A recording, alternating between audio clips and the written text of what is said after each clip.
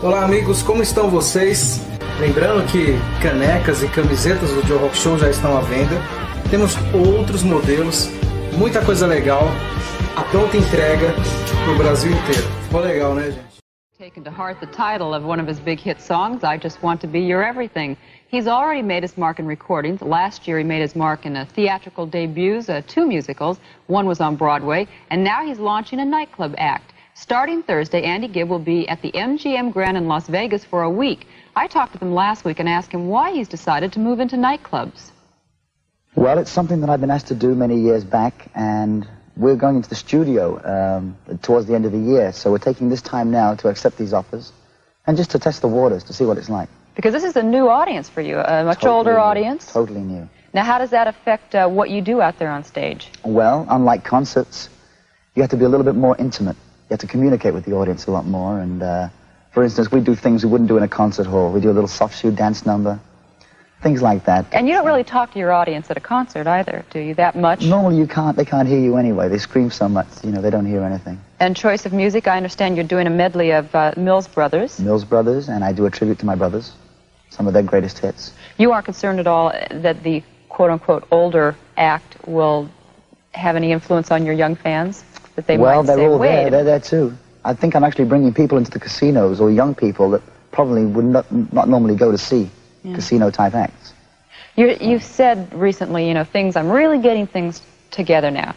You were on our show, I think it was about 9 months ago. It was back when you were making your debut in the Joseph and the Amazing Technicolor Dreamcoat. I always have to look, it's such a long title. Yes. And you came in and you said, look, I've really got my life together, and I've had it with the drugs, all the problems that I had. Then it was like, I think a few weeks later that you were basically fired from that because you had missed so many performances. And there was a lot of speculation that you were still on drugs, that you still had problems. No. What was the story? Want to set things straight now? Yes, I'd like to set things straight. It was not drugs. It never was drugs. I'd already done a month in Philadelphia. I was never very good in Pirates in L.A. for doing a long run of the same thing every night. And I'm not a trained singer, and I lose my voice very easily. And it was written that I was fired. It was a mutual decision to part company with the producers of the show, because I was not being reliable. I was not helping out the show any. Having to compete with 30 people on stage every night who are trained singers, I just was losing my voice.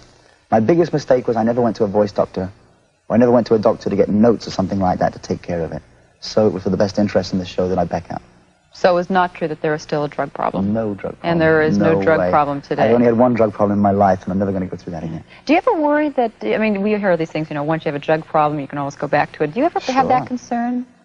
No, because it's kind of disgusts me now. It's not attractive to me, it's not tempting. I'd like to be around people who are even on it, so.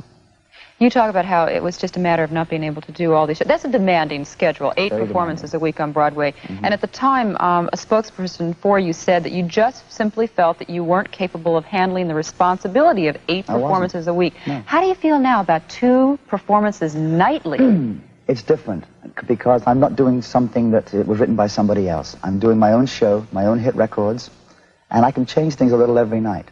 When you're doing a theater show, it's scripted, yeah. And you have to do it for the 6-month run. And you can't change it every night.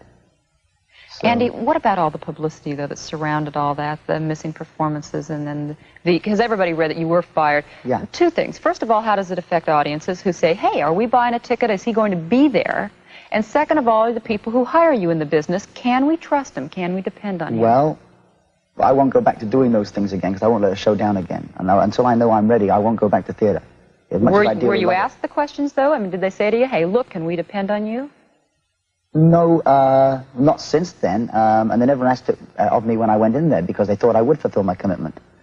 Since then, I've just agreed not to even attempt things like that, so nobody's really had to ask me. But, yes, it did affect the audiences. The audiences were getting very upset with... I'm sure. And a lot of people were walking out and wanting their money back. So I will not, as much as I dearly love theater, and I dearly love Joseph, I will not go back again until I can be reliable. Do you feel like you're reliable? You are reliable now? For the things that I should be doing, yes. I'm not reliable for theater. I can't hold up any length of time in theater.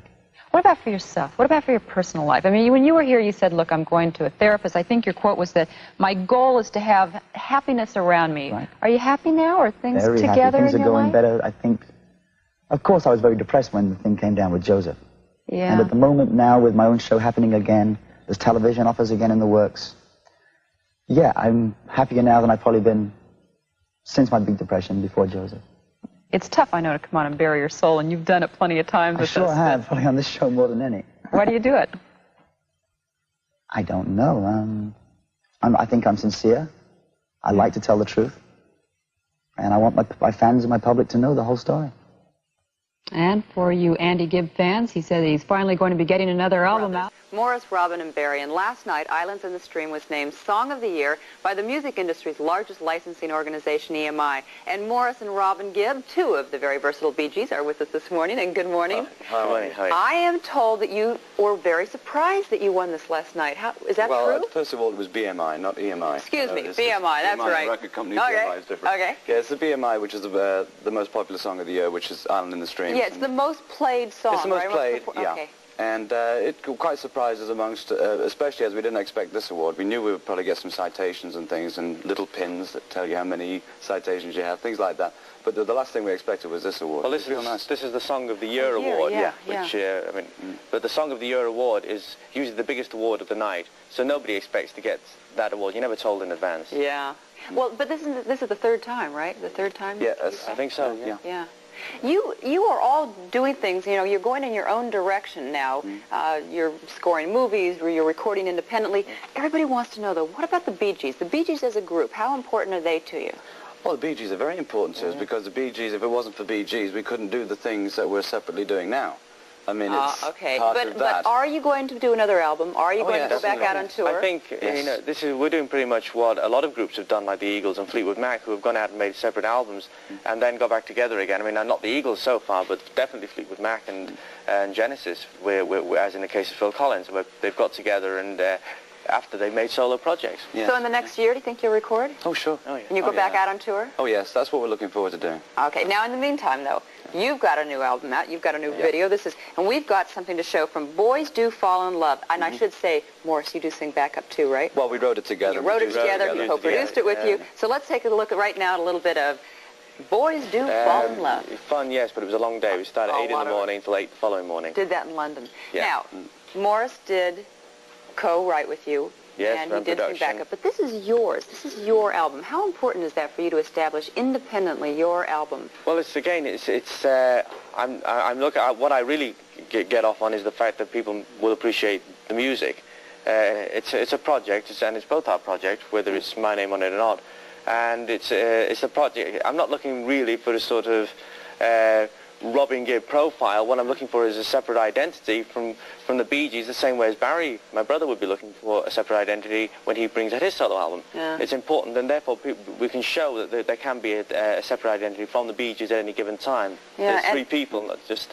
And while you both have your albums coming out, you're scoring Yes, I've just scored a music to film movies. called The Breed Apart, which will be out in October with Kathleen Turner and Rutger Hauer. And that was fun because it spent a lot of time, a lot of work, but I was doing that in between writing with Barry and doing Robin's album. So I was like in the middle, and it was great fun for me. I enjoyed the last year. We've had a great time together. Other than that, you guys have nothing going on, right? At the moment, no.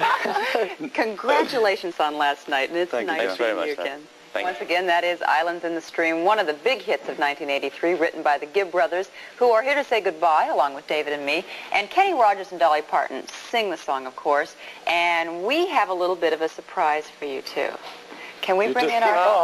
great. I would get up this time of day for guys like this, and you. Good morning, Dolly. How are you? Hi there, good to see you. darling.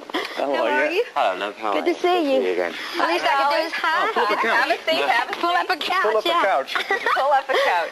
Well, Maurice, this is you were nice. there when Dolly and Kenny recorded, right? Well, the wonderful thing about when you're writing songs is to see the actual song materialize in front of your eyes of how you imagined it.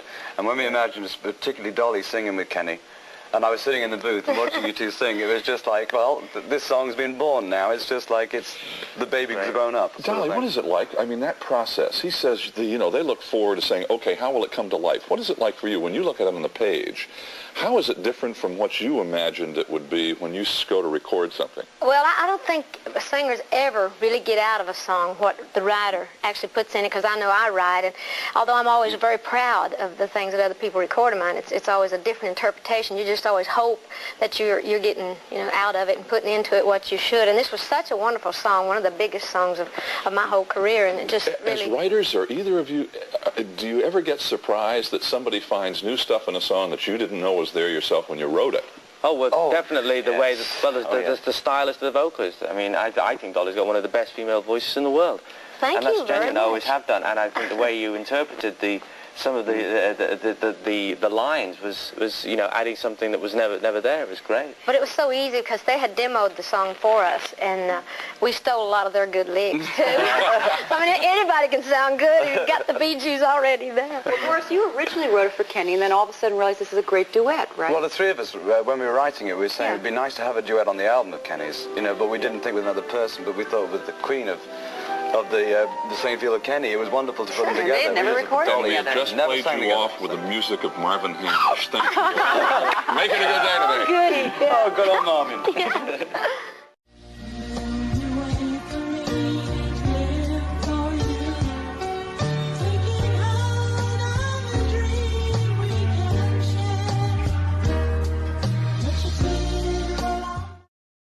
Você que clicou nesse vídeo agora e quer ver o vídeo do Andy Gibb, Bee Gees e tudo mais, clica nesse link agora e vai pro Dailymotion. O YouTube não permite que eu poste vídeos do Andy Gibb aqui no YouTube.